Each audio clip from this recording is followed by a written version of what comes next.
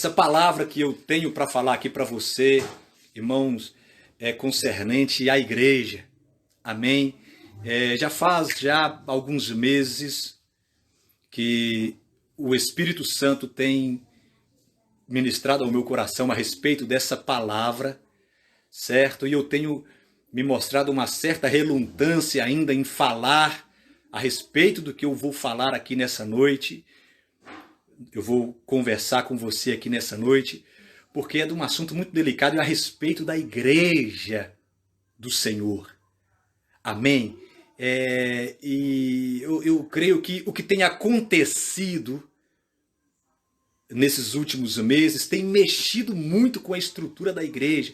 E eu quero conversar sobre quando Deus inaugurou a igreja, quando a igreja foi inaugurada, o que Deus esperava da igreja, o que estava na mente da igreja. E esse assunto é de muita relevância, porque se você que é cristão não tiver com essa definição clara na sua vida, o que dirá daqueles que não são cristãos? Não é verdade? Nós entendemos que a pior crise que uma pessoa pode viver, irmãos, não é uma crise financeira. Eu creio que você já passou por crise financeira na sua vida pessoal. O Brasil já passou por crise financeira terrível, né? Eu creio que a pior crise que uma pessoa pode passar não é a crise financeira, não é uma crise de repente na saúde, daqui a pouco ela é curada, enfim, né? Acho que a pior crise que uma pessoa pode passar, que uma pessoa pode sofrer, é a crise de identidade. Quando a pessoa ela não sabe quem ela realmente é, o que ela veio fazer nesse mundo, o porquê que ela existe. E a igreja do Senhor está sofrendo com essa crise de identidade. Eu vou generalizar para você, meu irmão. Por isso que eu mostrei uma certa relutância em falar desse assunto.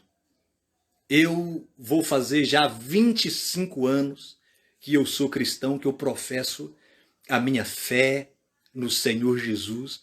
E eu creio que isso não me dá o direito de falar da sua vida. Você que sabe como é que está a sua situação com Jesus, certo? Mas, pelo que Deus tem me revelado, o que o Espírito Santo tem me revelado nesses últimos dias dentro da palavra, e eu quero te confrontar com a palavra, porque o que eu vou falar aqui não é o que eu penso, não é o que eu falei, eu não vou falar nada de mim mesmo, a minha opinião não tem valor algum. Eu vou falar o que está dentro da palavra.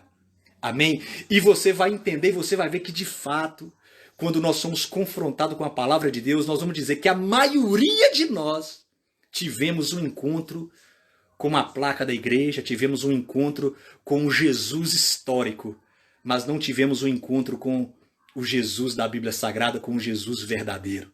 Tivemos um encontro com a religião ou com a religiosidade, mas não tivemos um encontro com o Jesus verdadeiro. Você pode pensar que eu estou sendo radical, mas eu não estou sendo radical. Então, se você não tiver já definido essa ideia da igreja, quem é a igreja, quem você realmente é, o que Deus realmente espera de você, eu digo para você, você vai continuar sendo uma massa de manobra na mão do Estado. Você vai continuar sendo uma massa de manobra na mão dos governantes. Se a igreja não assumir a posição dela. Amém, amado? Então o que eu tenho para falar para você aqui é muito sério. Amém? Efésios, livro de Efésios, capítulo 3, o versículo de número 10, está dizendo assim. Esse é o apóstolo Paulo, cheio do Espírito Santo, amém? Falando a respeito da igreja e o que Deus espera da igreja. Está falando assim. Para que agora, pela igreja, a multiforme sabedoria de Deus seja conhecida dos principados e potestades nos céus.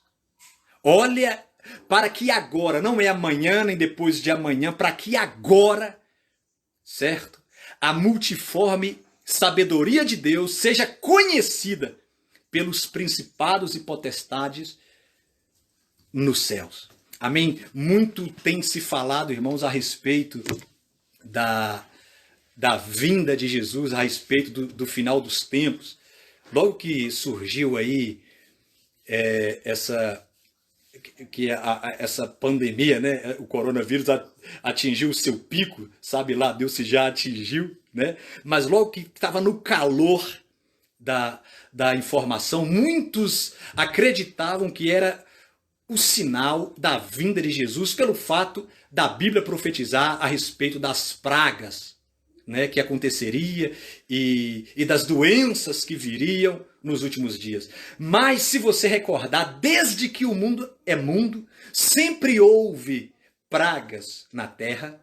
Desde que o mundo é mundo, sempre houve guerra na terra. Desde que o mundo é mundo, sempre houve falsos profetas, sempre houve falsos cristos. Jesus falou nos últimos dias, certo?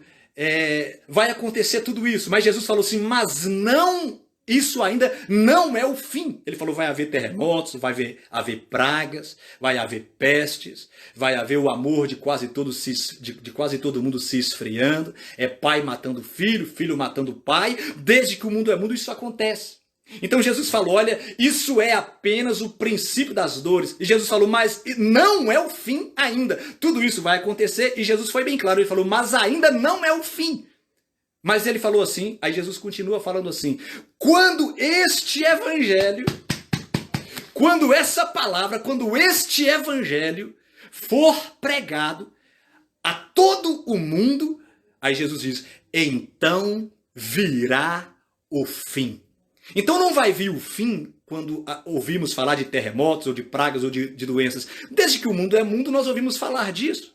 Jesus falou, o sinal do fim é que esse evangelho, o evangelho do reino, será pregado em todo o mundo. Amém? O evangelho puro, o evangelho da graça, o evangelho do reino, o verdadeiro evangelho. Qual é o verdadeiro evangelho? O verdadeiro evangelho é aquele que aponta Jesus como centro de tudo. Esse é o verdadeiro evangelho. Então, o evangelho que Jesus estava em mente quando ele falou, então, quando o evangelho for pregado, então virá o fim. Nós sabemos, irmãos, que há muito tempo esse evangelho, onde Jesus é o centro cristocêntrico, o evangelho da graça, ele tem sido deixado de pregar. Aconteceu algo desde a inauguração da igreja, lá em Atos capítulo 2, até os nossos dias de hoje. No decorrer da história, aconteceu algo em que o verdadeiro evangelho deixou de ser pregado. Sabe? O evangelho em que tudo aponta para Cristo. Se você observar, a Bíblia diz que essa era a tônica do evangelho dos apóstolos, essa era a tônica da pregação dos apóstolos, essa era a tônica da pregação da igreja primitiva. Tudo girando em torno de Cristo, a obra de Cristo, a obra do Calvário, o que ele fez por nós, não o que nós devemos fazer para ser salvos, mas o que ele fez para nós sermos salvos. É como se fosse uma corrente. Você imagina um grande rio ou uma represa e tem uma corrente atravessando essa represa dos dois lados. De um lado a corrente está amarrada e do outro lado também. Só que no meio da represa, a corrente some, porque ela está debaixo d'água. Então você vê de um lado, de uma ponta, você vê a corrente, e da outra ponta você vê a mesma corrente. Porém, quando você olha no meio, você não vê mais a corrente porque ela está submersa na água. Amém? A corrente quebrou? Não. Nós não estamos vendo a corrente, é porque ela quebrou? Não. É a mesma corrente. O evangelho, a igreja, o poder é o mesmo. O mesmo que começou, está de um lado do rio, é o mesmo, lá em Atos. E é o mesmo que vai ser no final. O evangelho de Cristo, o evangelho puro e autêntico, o evangelho cristocêntrico é o mesmo. As duas pontas estão aparecendo, só que aconteceu alguma coisa no meio do caminho em que esse verdadeiro evangelho sumiu, esse verdadeiro evangelho desapareceu. Não está apontando mais diretamente para Cristo, está sendo apontado para coisas, para pessoas, mas não está sendo apontado diretamente para Cristo. E isso, irmãos, é um erro fatal que qualquer cristão, que qualquer pregador da palavra de Deus possa cometer. Você me entende? O que acontece Deus, o Pai, sempre está apontando tudo para Jesus. Deus, o Pai, sempre apontou a solução de tudo para Cristo. Lá no Jardim do Éden, quando Adão e Eva pecaram, certo? Deus sacrificou um cordeiro e cobriu a nudez de Adão e Eva. Aquele cordeiro é a representação de Jesus, é o típico, é o antítipo de Jesus. Então, Deus, o Pai, está apontando a solução do pecado em Jesus. Deus está sempre apontando tudo para Jesus.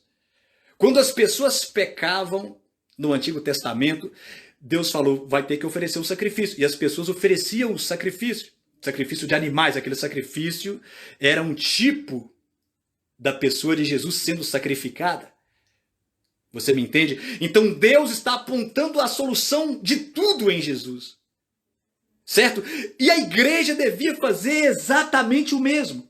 A vontade de Deus, a Bíblia diz que a vontade de Deus, está lá em Efésios capítulo 1, versículo 10, a Bíblia diz que a vontade de Deus, o Pai, é unir tudo em Cristo, congregar tudo no seu Filho Jesus, porque o Pai está sempre apontando para Jesus. E a Bíblia diz em Efésios capítulo 1, versículo 23, que Deus vai fazer isso, unir tudo em Cristo, usando a igreja como instrumento para fazer isso, usando a igreja como ferramenta para fazer isso, apontando sempre para Jesus. Você consegue entender, meu amado irmão? Então o que acontece aqui?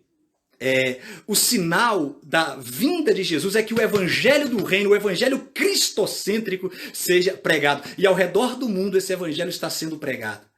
Se você abrir os seus olhos, um pouco que seja, você vai ver que Deus tem derramado uma onda de graça ao redor do mundo, de maneira que pregadores do mundo inteiro começou a olhar. Parece que Deus está tirando os entulhos que foram colocados no poço da graça. Você entende? Aquele evangelho misturado, porque chegou, eu vou entrar daqui a pouco aqui, para que o que chegou diante de nós foi um evangelho misturado, graça e lei. Existem duas alianças feitas, né? A Bíblia fala a antiga aliança e a nova aliança. A antiga aliança baseada na lei e a nova aliança baseada na graça. Ao longo da história, no início da igreja, foi pregado somente o evangelho da graça e milagres aconteciam. A pregação do evangelho da graça, a pregação do evangelho autêntico, colocando Jesus como centro, sempre gerava milagres e cura na vida das pessoas. Os apóstolos pregavam Jesus e os mortos ressuscitavam. Ele pregava Jesus e curava os doentes. Jesus falou, quando Jesus enviou os discípulos, de 2 em 2, primeiro enviou os 12, depois enviou os 70. Jesus falou, vocês vão pregar, e se tiver alguém doente, você pode curar os doentes. Se tiver algum enfermo, cura o enfermo. A pregação da palavra de Deus, do evangelho de Cristo, está intimamente ligado com mudança de vida, com restauração de vida. Amém? Então, no início da igreja primitiva, nós vemos isso. Só que isso foi se perdendo, certo? Com o tempo, por quê? Porque o evangelho de Cristo, o verdadeiro evangelho, parece que deixou de ser pregado. Isso é uma coisa muito séria, irmãos. Mas agora, nesses últimos dias, porque nós cremos que estamos vivendo nos últimos dias, e o sinal da gloriosa vinda de Jesus é que esse evangelho será retomado de novo, o evangelho da graça. É que a outra ponta da corrente está sendo vista.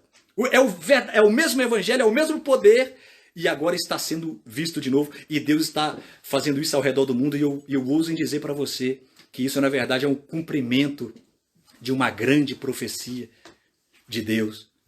Eu penso lá em Êxodo capítulo 19, quando Deus fala assim para Moisés, isso é forte.